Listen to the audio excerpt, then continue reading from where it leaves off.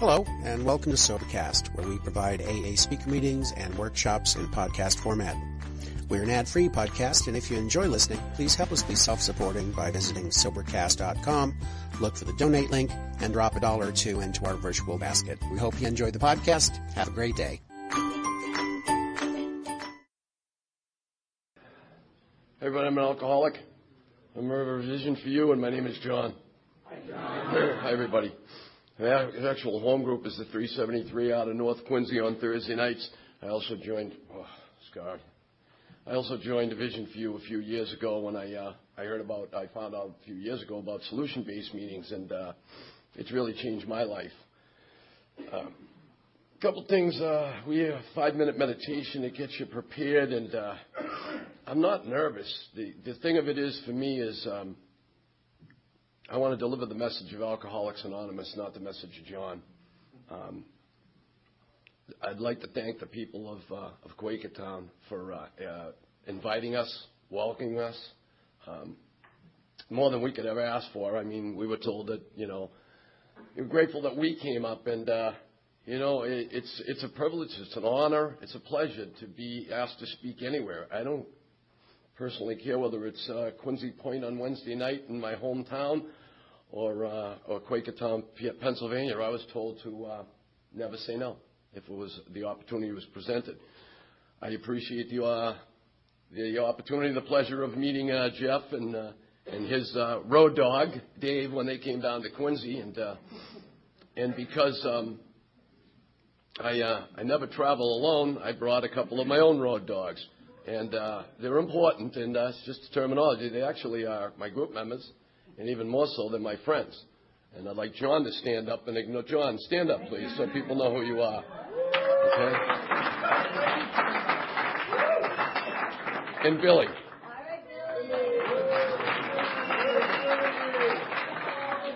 They're very much an important part of my recovery. I carry the big book, and it's got a little use out of it, and I hope it's going to have a lot more use out of it. More so that I'm not a real quoter. I like to read, so I don't get the words wrong. I know where to find it, which is important to me. But the message of God to me, and I mean, I make no bones about it. I'm here to talk about the solution, and that means I'm going to talk about God. It means I'm going to talk about the 12 steps of Alcoholics Anonymous. I'm not going to talk about my drinking. I don't think it's all that important. I won't get anybody drunk. I won't keep anybody sober, and I'm certainly not going to impress anybody. I believe that when people get to Alcoholics Anonymous for whatever reason, we've all learned how to drink and use other substitutes. And I have, and out of respect for Alcoholics Anonymous, I'll try to keep it to alcohol, which is my main drug of choice. First of all, I'd like to welcome everybody here on behalf of Alcoholics Anonymous. It's your first meeting. You relapsed and you came back, whatever the case may be. I'd like to talk about, and I may jump around, I'd like to talk about some of the mistakes that I made sober. There's a lot of them. I don't know what they do around here. Anybody can't see this. That's a 24-hour chip. That's all that I carry in my pocket. It's all I've ever carried in my pocket. My sobriety date is January 1st, 1990. And I was taught by some very wise people that the longest recorded sobriety on record was 24 hours, and the rest of it was all experience. If you don't know what I'm talking about, I have 22 years of experience. What do you think about me if I take a drink an hour from now? And I say to people, and it's not a test, you think I care what you think about me? And the reason I say that, that's what's in alcohol for me. When I don't care about me, I don't care about anybody else. And I don't ever want to forget that. Another wise old-timer always said, carry it with you, kid. If you're throwing it into your drink, if you find a drink in front of you and it breaks up like Alka-Seltzer, so you can drink like a normal person. I've never known what that word normal meant, and I don't care to find out now. For me, I'm an intelligent guy, and that wasn't a bonus when I got here. I didn't know how to simplify things that were simplified for me.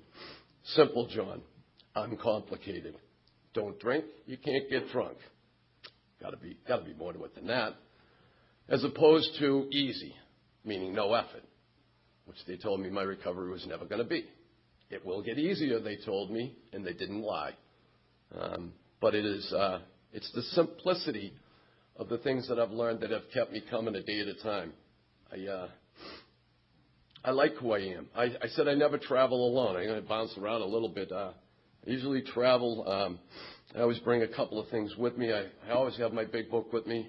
My 24-hour book is in the bag. Picture of my daughter is always with me, and God. And those are 4 things that are always with me. Always, always, always with me. Otherwise, you're going to hear the message of John. I've already been to the bathroom 3 times, and it's not because I'm nervous. I drink a lot of water, and that'll be explained in my story a little bit later on. My immune system's not where it used to be. But let me start with a couple of things that I like to read, because it's important for me to get me grounded about what I want to pass on as the message to Alcoholics Anonymous.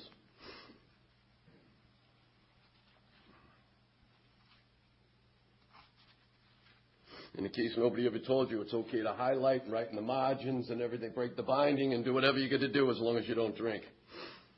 In the forward to the first edition, we of Alcoholics Anonymous are more than 100 men and women who have recovered from a seemingly hopeless state of mind and body. To show other alcoholics precisely how we have recovered is the main purpose of this book. Bless you. In chapter 4, we agnostics. Lack of power, that was our dilemma. We had to find a power by which we could live, and it had to be a power greater than ourselves. Obviously, not to me. But where and how will we define this power? Well, that's exactly what this book is about. Its main object is to enable you to find a power greater than yourself, which will solve your problem. That means we have written a book which we believe to be spiritual as well as moral. And it means, of course, that we are going to talk about God. Okay? And the last one is really important to me. My friend had emphasized the absolute necessity of demonstrating these principles in all my affairs. Particularly was it imperative to work with others as he had worked with me. Faith without works was dead, he said, and how appallingly true for the alcoholic. For if an alcoholic failed to perfect and enlarge his spiritual life through work and self-sacrifice with others, he could not survive the certain trials and low spots ahead. If he did not work, he would surely drink again, and if he drank, he would surely die. Then faith would be dead indeed. With us, it is just like that. And those are the things that are near and dear to me, as well as a lot of other things in the big book of Alcoholics Anonymous. I was born in the city of Quincy to a very good family. I know now I got older and taller. I actually grew up in the Quincy, but it was a lot of years later. Didn't know what, this is the only time I really use the word, what happened in my household had to be normal, because what I saw, I kind of kept to myself. That's the way I was told when I was getting older and taller. And they didn't go share it with the other kids in elementary school and junior high, so I thought it was normal that, mothers and fathers slept in different beds in different rooms, and furniture was flying out the window, but you weren't supposed to talk about problems in the house, and it's just the way it was. Excuse me. I always talk about, when I share my story, I'm telling you about my perception of my life in my family. If you asked my mother, my father, my older brother Bob, my younger brother Steve, my younger sister Patty, you would have a lot different perceptions. I guarantee it. It was people just like yourselves that helped me to understand that what I was talking about was the way I felt. And I didn't know much about that. How you feeling, John? Good, bad, fine, okay, all right. Thanks for asking. None of which I didn't know at the time were feelings. And so on it went, and that's just the way it was. I remember things like wanting my dad to go out and play catch with me. You have brothers, you have balls, you have bats, go play catch with your brothers. My younger brother was my best friend. My older brother and I didn't really get along, but I didn't want to play catch with my brothers. I wanted to play catch with my dad. It took me to become alcoholic for God to interrupt my death, for me to get to Alcoholics Anonymous and pay attention and learn to simplify things, for me to come to grips with the disease of my alcoholism, to work the program of Alcoholics Anonymous, and to learn to forgive me. And that's when I understood the disease of alcoholism that my father had. It's really hard to play catch with your son when you're a well-balanced alcoholic. And I knew all about that from my alcoholism. But I didn't know that because I didn't know what alcoholism was. And, so things went the way they went. And, just the family. Older brother was always in trouble. Younger brother was a star athlete. I was a great student, above average athlete, middle child. Any attention was better than no attention. Boy, I acted up and I got more attention than I wanted, and none of it was of the kind I was looking for. There was always a crowd I wanted to hang around with. One kid was a cool kid. The other kid was like all buffed in like 6th grade. He'd been lifting weights and everything. And, this was this crowd. And to tell you a little snippets, I was the kid that was trying to be in with this crowd. And back then, and I'm not as young as I used to be, one would get behind me and bend over. The other one would push me over. They'd grab my shoe or sneaker, whatever, run back into school and flush it in the urinal. And you talk about insanity. I went back and I tried to get in with these guys again the next day, and the next day, and the next day. And that's as early on as I can remember having this big hole that I tried for so many years to fill with so many different things. Because again, one of the greatest statements I ever heard, I didn't know what I didn't know. I didn't know what I didn't know. And so I tried to figure it all out in my head, which was, it was pretty alcoholic at that point in time, and I couldn't do that. Life went on. It's not all that important. I can remember my first drinking as my higher power, who I choose to call God, has a great sense of humor. I took my very first drink, bought my very first drink right outside of Vision for You at the package store across the street. I was waiting at the church steps of the meeting hall that we now have. Went around the corner. It was a bottle of Tango. And, yes, this gentleman's grimacing. He knows what it is. It's supposed to be orange juice, and it's not. It's supposed to be vodka, and it's not. But it's a similar facsimile. And at that time, I would have told you that it made things all right, and I couldn't tell you to this day what was wrong when I took that drink. I mean, I just didn't know. And it went down, and it tasted horrible, and I have never liked the taste of liquor. And it came up like an atom bomb, and then, woohoo, everything was okay. And euphoria. I didn't even know what that was at that point in time.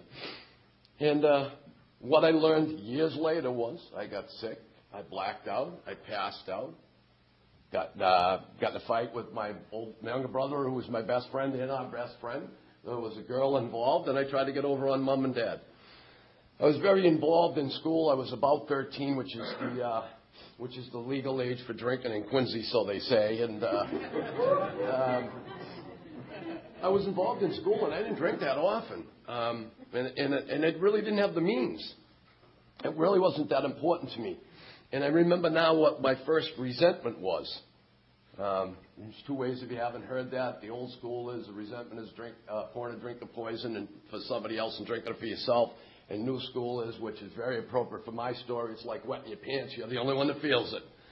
And I say that not to be comical. I haven't wet my pants since I've been sober, and I'm proud to be able to say that. But I don't want to forget that I wet my pants without even thinking about it when I was drinking, because you're not supposed to lose control of your bodily functions. And I'm talking about my 30s. That used to be embarrassing. But once you've come to grips and you've done the work, you can't hurt me with stuff I've already come to grips with. And that's powerful to me. That's really powerful to me, because what you thought always meant so much more than what I thought. Because I was a piece of crap that was never going to amount to anything. And I always say to people now, I lied to me. And it's not what I wear, and it's not what I drive, and it's not what I live, and it's not what I do for a living. It's that I walk down the street and I'm free. I'm free from the bondage of self. The bondage of self. I've been in prison, and I've never been imprisoned more than when I walked the streets of Quincy or anywhere else, and these bars were always around my mind. I'm a piece of crap, and I'm never going to amount to anything. And then if you don't know, if you've ever heard an egomaniac with an inferiority complex, I'll define it for you. I'm a piece of crap that's never going to amount to anything, and you call me an a-hole, that's an upgrade as I look at it, but I'm going to fight you for the reputation I just told you myself I didn't have. That's exactly alcoholism. The sick don't know they're sick. And that's exactly where I was.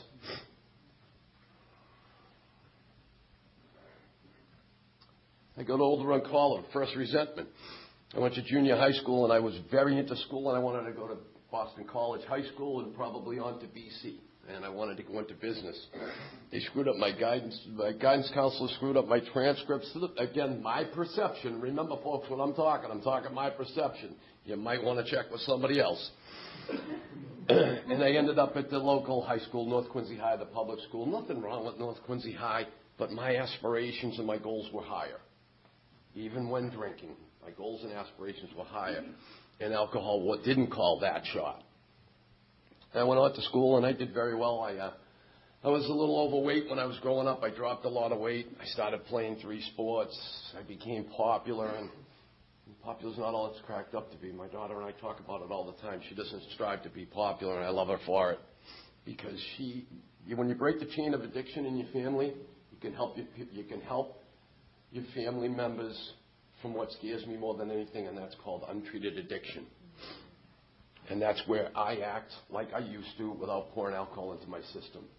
And because I'm an alcoholic and her mother is an alcoholic, both in recovery, thank you God, she has the potential to have the isms inside of her. And she can get very much misinformed from her dad, from her mom, from society. Okay. We're talking on the way down, a very spiritual talk, right up to the city limits of Quincy, and then spirituality kind of went out the window. If you've never done a road trip, you got to do it because, we're not perfect. We're just human beings, and we like to laugh when it comes from the belly. Not when you're laughing because maybe you'll get a little bit more something from somebody, because you're laughing at them. My sponsor always says that all I had up was a big veil between me and reality. And I just didn't know what I didn't know. And I went on and I excelled at school. I did very well when I was getting out early for sports and everything. And then my alcoholism took a real vicious turn for me. And I was going to school for academics, and my main sport was soccer. And I had great grades and didn't have the college boards. And my alcoholism started making choices for me. And I was chasing my friends around to different schools. And I ended up 2 weeks before at a state school it was a teacher's school, and I wanted business. Alcohol made that choice. And then it was just crazy, absolutely crazy there. Mom and Dad are out of the life, Blizzard is 78, no professor from school is going to come chase me down the frat house. Total insanity of alcoholism. I learned how to cheat in college. Not proud of that, but I know how to tell the truth today. I love people, and I've always loved little people. Back then, I loved the little people because I didn't want to talk to the big people. They talked the language I didn't know how to talk, so I'd always be in the sandbox playing with the little kids because John's never going to measure up. Now when I go play in the sandbox, it's because I want to be in the sandbox digging with those kids. I get to make the choices today, being free from the bondage of me. Graduated from college, and first one in the family, and vicious night the night before. I remember that look. You don't have to describe that look to anybody in this room from my father. And I left college with a teaching degree. I was about 22 years old chronologically, and I was back at about 13, fearing everything in my life. I went on and I worked in the teaching profession for a short time, and good maintenance drinking. Never wrapped the job, but smelled like booze plenty of time. Told myself that good alcoholic half-truth. The kids deserved better. They did. But there were no mirrors in my house. What about the drunken teacher? And I ran, and I ran. And I worked for a stockbroking firm, and I worked for a major insurance company. And in case you don't know, you can get fired from the post office. You have to work at it, but you can do it. They said, we like you, John. You do a great job, but our guys work 5 days a week, not 3. They changed the pay date because of me and one other person. Not fantasy, fact. I was told that after the fact. Still didn't get me there. First opportunity, they said to me, EAP, Employees Assistance Program. I live in Randolph. I'm not going to self-postal on my night off to go to AA. What, are you kidding me? And they said, good, have a nice career. We don't know where it's going to be, but it ain't going to be here. And I ended up pumping gas. God has a sense of humor right outside my home group, 373. And I swear my mom came to that gas station just to let me know what she was feeling about her son and how proud she was of me and my accomplishments.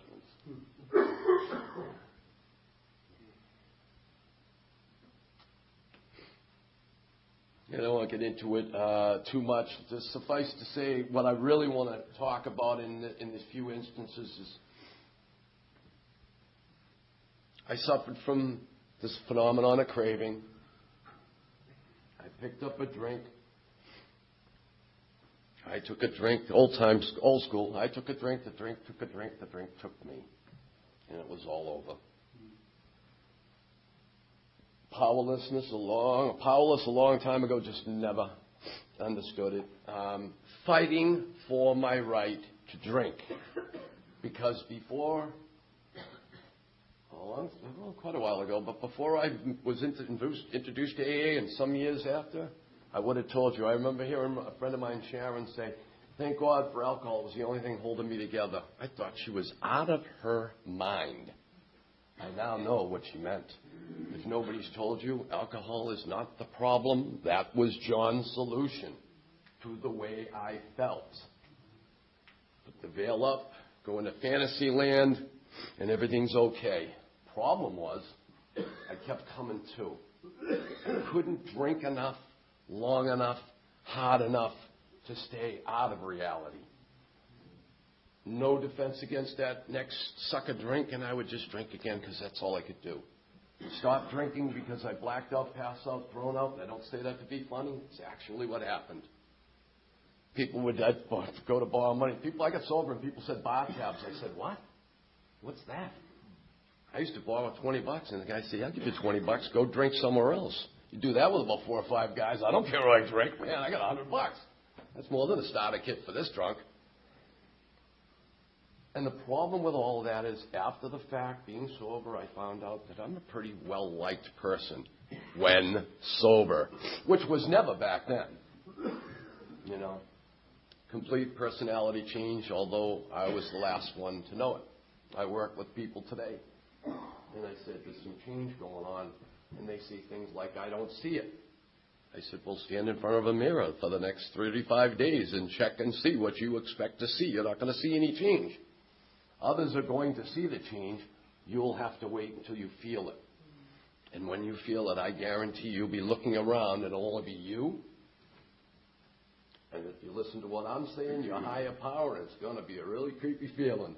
Because we're not the type of people that give ourselves positive affirmation. Love you, babe. That doesn't happen in my mirror, let me tell you. That's because, as I told you, there were no mirrors in my house because I didn't like what was looking back at me. Once I picked up the drink, physical compulsion. I told you when I stopped drinking, and that was it. I heard one was too many and 1,000 was never enough. And I heard it the other way around just a few years ago. I think it can work both ways. I just didn't have a defense against it. I had the mental obsession where I would go to work, punch in at 8:30, and I'd guarantee you that I gave that boss 8 hours of good work, and I couldn't think about anything but the next drink at 8:30 as I'm punching in. There's no possible way I could have given him 8 for 8. But I didn't know that because I didn't know what I didn't know. Spiritual loss of values is good for everybody. I love what my buddy John says. There's a lineage here. I sponsor John. John sponsors Billy. And, you know, that's the way this works around here. We're all equals. We all have a 24-hour shift. That's all that really matters. And John says when he was going out, and he said he was going to the movies, and he told his mom he was going to the movies, and he lied because he wasn't going to the movies. Spiritual loss of values. Lying. And then lying to tell lies. Instance, beautiful one. Go drinking, I always blacked out. Got to work the next day. I'm working for Blue Cross Blue Shield, and a good alcoholic does when he blows off a significant other. He thinks. So I think, and I call her up. And the other thing I always do when drinking, I can do it pretty good sober too, is talk. And I start talking, and I'm telling this great story. Probably went on about 12 minutes. And I finally shut my mouth. And her exact words were, "You forgot you called me last night?"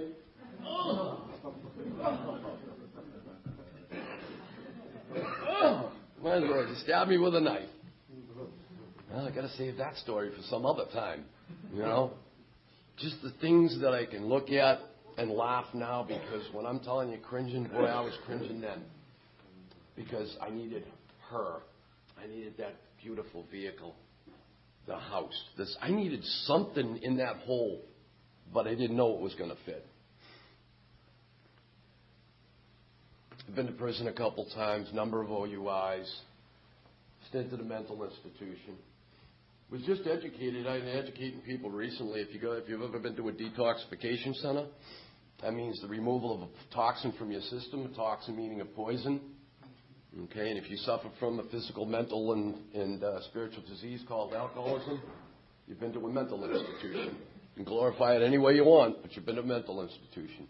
And if you went more than once, that's insanity. Because you're now pouring a poison into your system, and you're down with it. But the key is, I'm not here to judge anybody else. The key is, remember, you don't know what you don't know. Until you know it, and then you can't use that as an excuse anymore. I went along my merry way, and we were talking about it earlier. I have marks on my wrist because I was not really a big fan of myself. I went up to Rutland, Vermont to end it all. These guys are like, Rutland, why? I'm like, why not? I like Vermont. Who knows?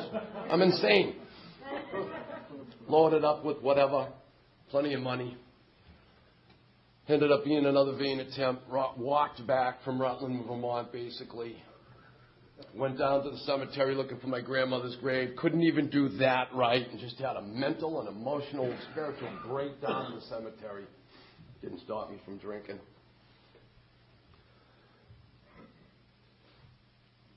December 31st, 1989, I found myself in the No-Tell Motel in Raymond.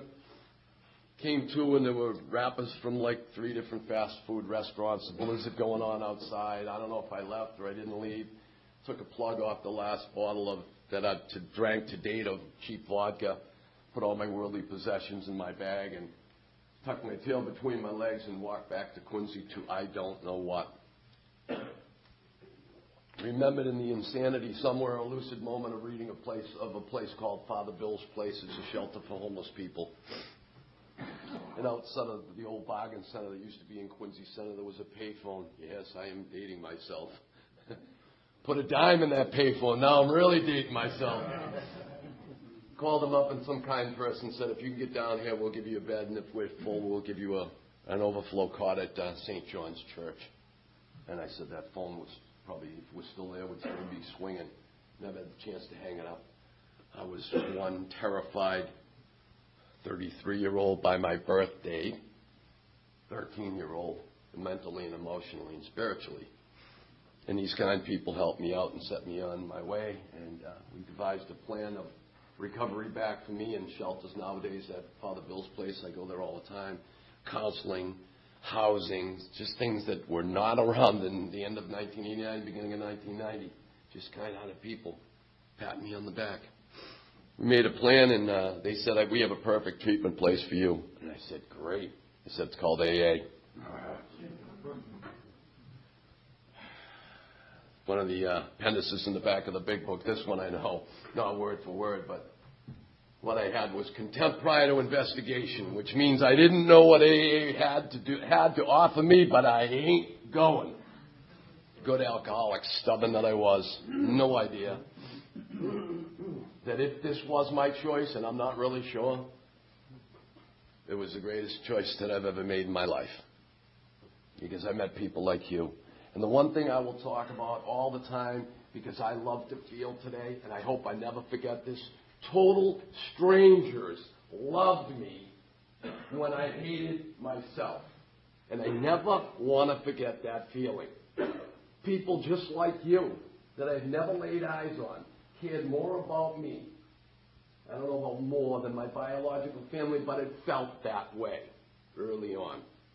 Absolutely never fails to both put a smile and a tear on my heart.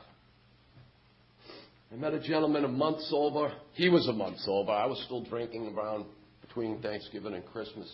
He was at the South Shore, at the time, South Shore Halfway House for Alcoholic Men. Polar opposite. He had beard and beads and flannel shirts and John Deere tractors, and we were total opposites. I talked to him for a couple minutes, and I said, I would have drank with that guy. And he was going to meetings because that's what they do at the halfway house.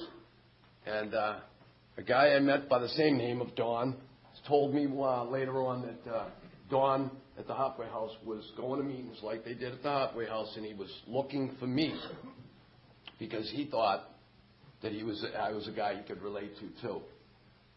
And I have that gentleman died a few years ago. I can't remember exactly when, the date, but I have not failed to say goodnight to him any night that I've gone to bed, because that man means more to me. And that man, in case you know what I'm talking about, that man was a conduit of God for me.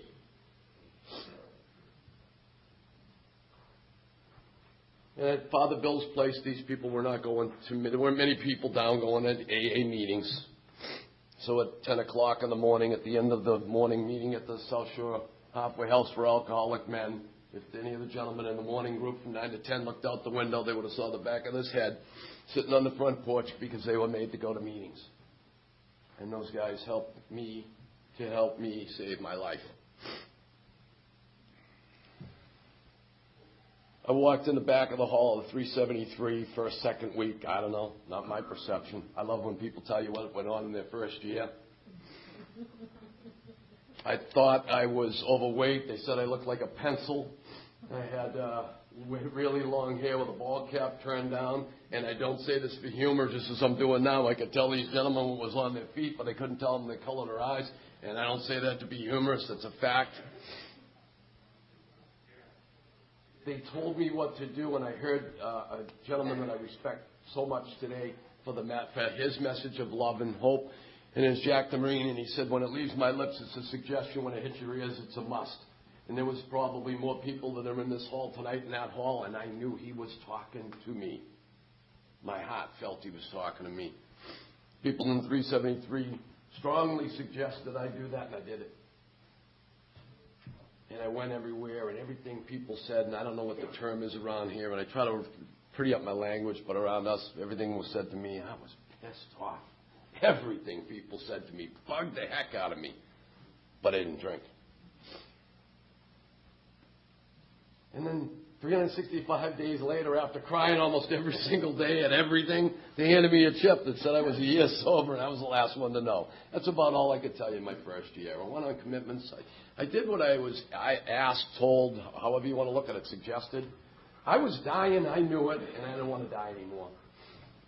I get down on my knees, and I'm trying to remember things that are important to me. My sponsor, Don, said to me, get down on your knees and ask a power greater than yourself to keep you away from a drink and a drug. And it was very simple. Keep me away from a drink and a drug. Don't let me hurt myself or another human being. And help me to do the next right thing. And I didn't try to figure out what the next right thing was, because thinking always got me in a big problem. And it was simple. Second week, he said to me, I was having problems with obsession. He said, now I want you to get down on your knees and ask that power greater than yourself to remove the obsession of alcohol. And this was a big turning point for me. This disease is fear-based. For approximately 6 months, again, my perception, I didn't say a word. I went to open speaker meetings, and I heard, I'm obsessed, and I'm obsessed, and I'm obsessed, and I'm obsessing. And I went to my sponsor after about 6 months of my perception of believing this. And I said to him, Don, what's wrong with me? And he laughed, and he always used to laugh at me. And I said, this isn't funny. And he goes, you want a list? And I said, come on, I'm being serious. He goes, what now? I said, I'm going to meetings. And everybody's talking about obsessing.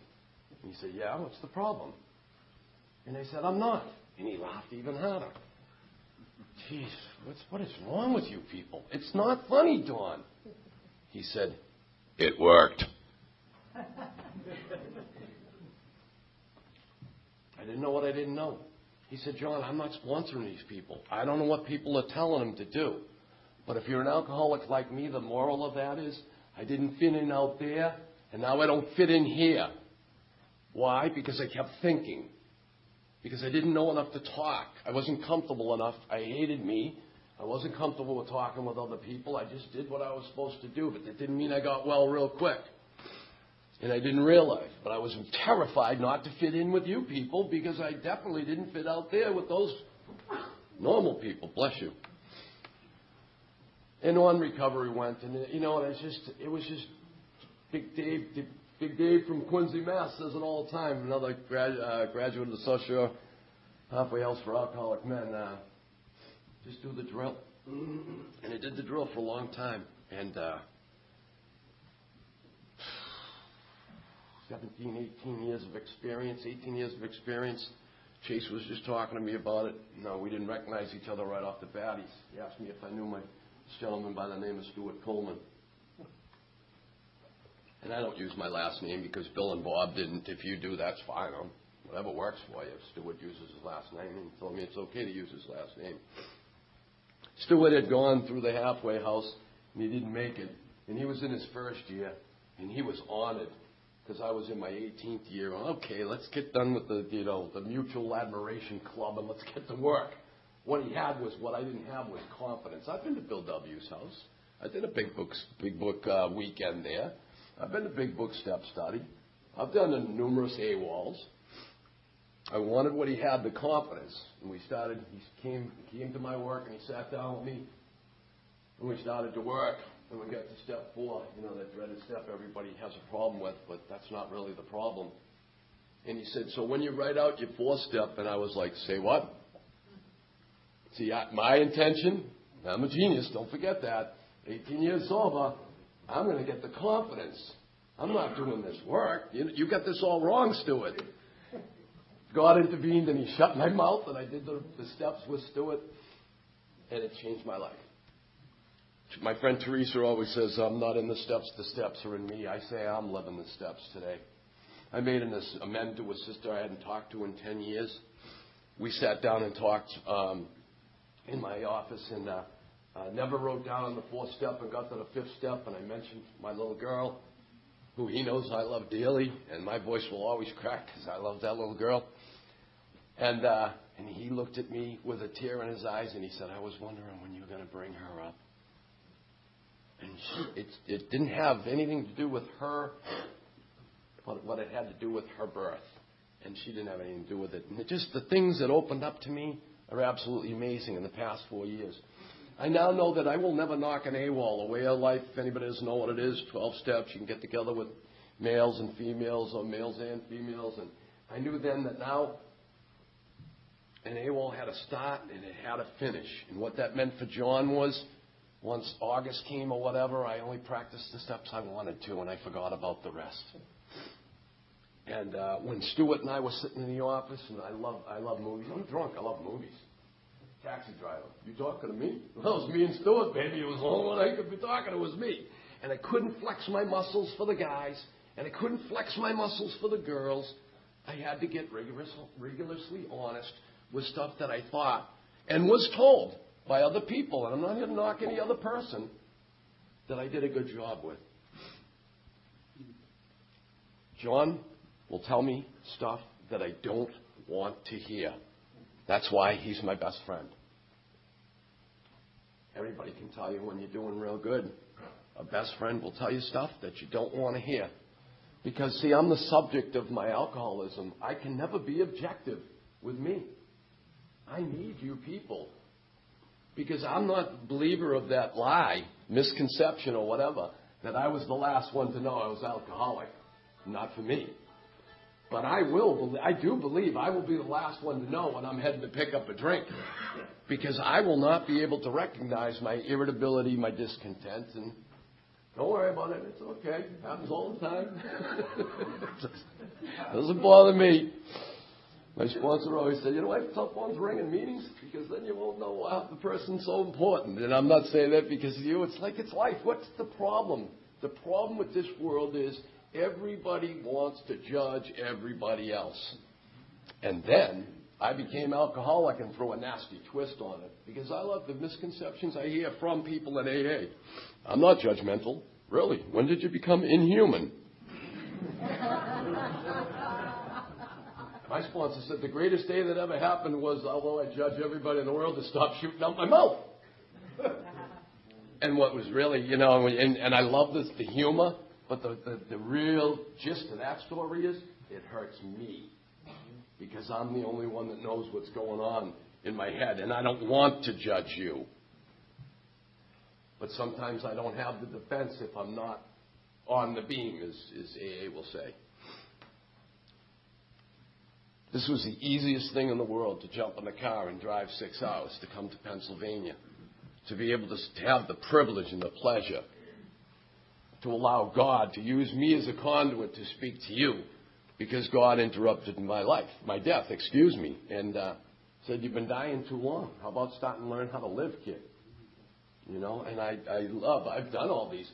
My favorite step, the third step. I made a decision to turn my will and my life, my thoughts and my actions over to the care, best word in that statement, of my higher power, because 22 years sober, aren't you impressed? Don't know how to care for myself. I still have things that I want to learn. I don't know it all. If I know it all, I am in trouble, and every one of you are in trouble, because I'll become a tyrant to live with. I love learning. I want to say my little girl, she's over 17 years old now. Never seen her mom or her dad take a drink. Product of divorce. Would like to tell you that 10 years ago it was all upbeat, but her mom's got a couple more years of experience than I do. And we didn't like each other a real lot.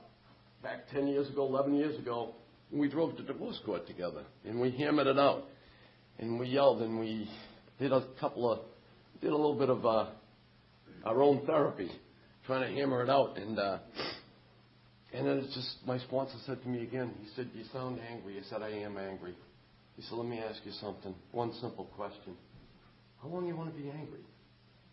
You know what? I didn't have an answer. The only answer I could come up with was, I'm tired of being angry. And we worked it out. God has a sense of humor and a plan. Every time I say I want, God laughs.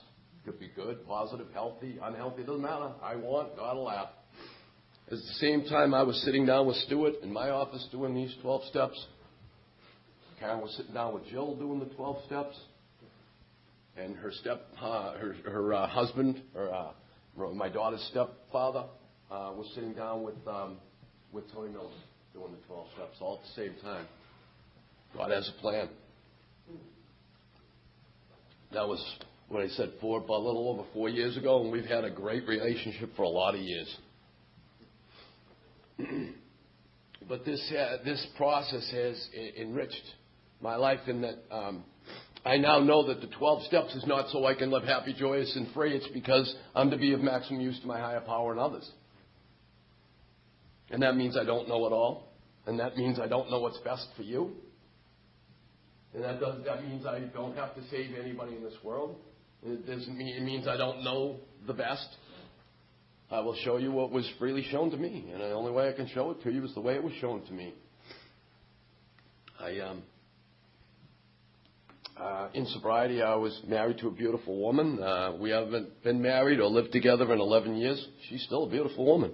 And I'm talking about, you can see her, she's beautiful. But when you get to know her, she's beautiful. See, this is what, I don't care what I know. I care what I know. That's what's important to me. When I'm ready to take a risk, it goes here. This will screw me up every single time because that's where my disease lives. It centers right in my brain. You know, and we don't live together. We owned our own home. I don't anymore. I drove brand new SUVs. I don't. And I made a lot more money than I did before. And I don't. The only thing that I have today is I have a lot of things, but I have God. And I have a job. For the last 7.5 years, I work at what's now the South Shore Recovery Home for men with addiction, not just alcoholics. I've been the program manager. I run the day-to-day operations for the last 6.5 years. I work hard. I get paid squat. And I love what I do because I'm not in the outcome business. I'm not in the outcome business. All I do is deliver some structure and some discipline to people that they call residents and they call clients. And I and my staff, we call them gentlemen because that's what they are. And to watch them grow. Just what this says. This gentleman I was just talking to outside that's had a relapse. And I said, welcome.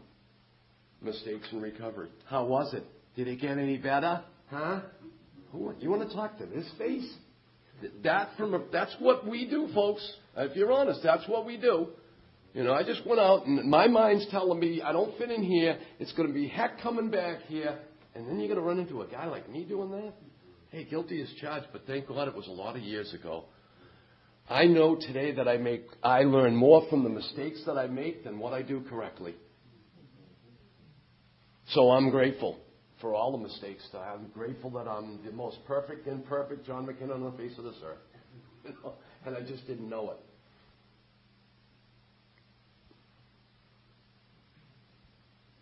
There's a group in South Boston, and I love it. Sober is better. That's sober, S-O-B-A-H, if you're not from Massachusetts. We don't use ours.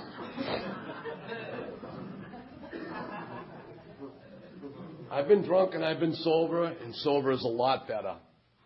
Part of it is I don't remember drunk, but I do remember sober. I live life a day at a time. I have a routine. It's very, very healthy. I wake up. Great way to start the day as an alcoholic. I haven't come to in over 22 years. And I'm only saying that, and I was told to say that. If you're hearing, I'm 22 years sober, you're missing it. I'm sober today. I have 22 years of experience. But it is a fact. It's my sober date, unless I choose. There's the key. I will never choose to pick up a drink again. What you believe is your business. I'm powerless, and I'm never going to get the power back again. What I choose to do is wake up, read my 24-hour book for direction, roll over, get on my knees after having made that decision, and give my will, which I take back shortly thereafter. Okay, so you've all been, thank you. If that didn't go over, I would have felt really alone. An imperfect, perfect human being. And I go about my business, and you know what? Most days, I don't hurt myself. I don't hurt another person. I do the next right thing. And I try to help another person. You know, what can I do for you today? I don't give up on people today. Let people give up on people. I don't give up on people. To be sober for me is to love people today. I don't even know you, and I have no problems telling you I love you. I'm a hugger. I hug as many guys as I can because I didn't get it from my father, or maybe old compensation. I don't care. I love people, and you people, and AA gave that back to me. I feel like I'm more enthusiastic when I was when I came around. You people gave that to me. If you think it's about a trip of 6 hours, it has nothing to do with it. You know, there are some really solid people in here. Let me start naming names now. I'm kidding. We've been welcomed. We've been welcomed into homes. We've been texting. We've been just that and the other thing. You know what? You people are just like, you know, you don't talk like us, but you talk properly. We don't. And been welcomed. And all I can tell you is I thank you from the bottom of my heart. I love the life that I have today because I walk down the street. It took me a lot of years to measure up to my driver's license. I'm now 5'11". I used to always look like I was looking for the dime on the ground when I was drinking. I was about 5'9", and I didn't know that. if there's anybody in the hall, and I don't care that you live in Pennsylvania or I live in Massachusetts, I've been through the 12 steps of Alcoholics Anonymous, through the Big Book. We're the Big Book sponsor. And if you were looking for that type of help and the solution, okay, it's not the solution I used to have with alcohol. It means I'm going to talk about God. If you want that type of help, I'd be absolutely more than willing to give you my phone number. John does a lot of his work over the line. He's online. He's working with people in other states all the time. This is not limited. This is a new age, people. You know, if you want what we, I don't say if like my sponsor is best. It's not if we want what we have, do what we do. Take your own inventory. If you don't want what you have, you might want to look and see what we have to offer. Thank you for allowing me the opportunity to share with you.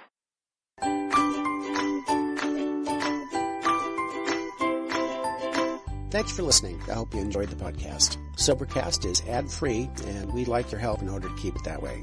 So if you'd like to help us be self-supporting by pledging $1 or $2 a month, visit Sobercast.com and look for the donate links. Thank you very much.